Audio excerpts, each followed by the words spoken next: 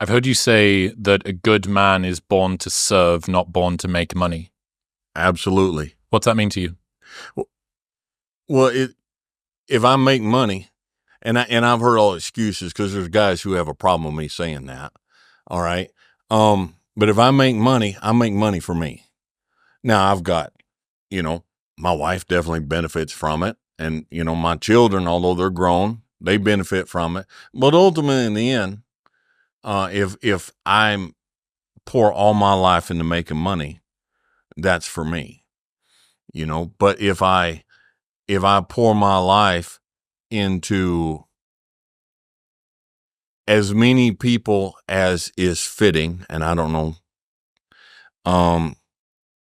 their life is better for me having come through. Amen. Jesus said in Matthew chapter 6, starting off in verse 19, "Lay not up for yourselves treasures upon earth, where moth and rust doth corrupt, and where thieves break through and steal. But lay up for yourselves treasures in heaven, where neither moth nor rust doth corrupt, and where thieves do not break through nor steal. For where your treasure is, there will your heart be also." Men need to hear this today, especially in our culture where this line of reasoning is your worth as a man is defined by the amount of money you make. Your value as a man is defined by your annual salary. And I think men in general are susceptible to this line of thinking. I know that I've struggled with this in the past. I'm sure many of my male viewers have struggled with this same mentality where we derive our value, we derive our worth, and we strongly correlate impact and significance with bank account, with annual salary, with how much money is in our checking account. And it ought not be so. Jesus said, "Take heed and beware of covetousness, for a man's life," don't miss this, "a man's life consisteth not in the abundance of things which he possesseth." Wow. Never man spake like this man. "Take heed and beware of covetousness, for a man's life consisteth not in the abundance of things which he possesseth." How much money did Jesus make? What was Jesus's annual salary? And yet think of the impact he had. Think of his significance. Think of his value. Think of his worth. The Son of God, who is God. What was his annual salary? So we have to shun this worldly wisdom that defines man's worth by his annual salary, that defines man's value by his checking account. It's foolish, it's worldly, and it's not biblical, my friend. I want, and I'll never know in some tiny way, what means the most to me is that when you leave here today, in some small way, your life is better for us having sat down and talked. That means more. And so I think we are. I think a real man is born to serve. And serve means provide for those that are in your sphere of you to provide for. It means to protect. It means to encourage. It means to teach and to train. Amen. There's nothing wrong. Let me say this. There's nothing wrong with working hard and making money. There's nothing wrong with working hard and making a lot of money.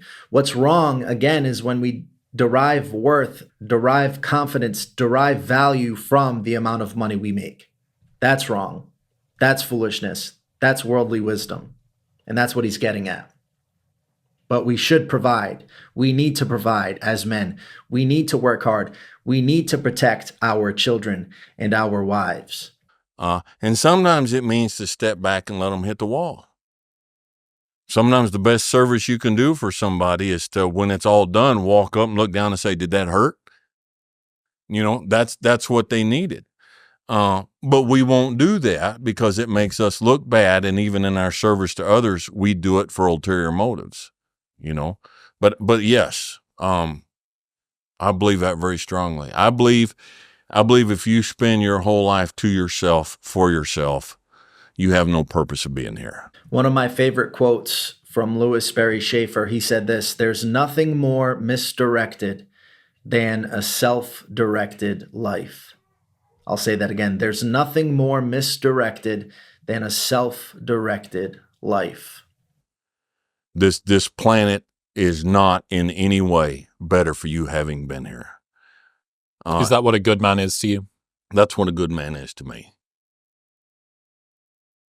When my wife and I, and we've lived all over, but it's been a thing of ours. When we leave, we try to leave the house in some way better than when we found it. And that's how I approach life. Is like when people come across my path, I try to leave their life a little better than when I found it. And you know what? That may be just looking at that poor, tired lady checking out at Walmart with the sore feet and the glazed over eyes and looking her in the eye and say, how are you doing today? It don't take much, but it's like, I guarantee in some small way, her life was a little better when I passed through that Walmart line than it was before I got there. And yeah, I think that's a good man. A good man is a man who can protect and who can provide and who can serve, who can comfort, who can reprimand, who can discipline, whatever's necessary to make the world a little better because he passed through. All right, guys, I thought I'd share that clip with you. I enjoyed it. I pray you did too. As always, if you are not 100% certain that you're going to heaven when you die, I encourage you to watch the video in the description below, The Bible Way to Heaven, and be saved today. God bless.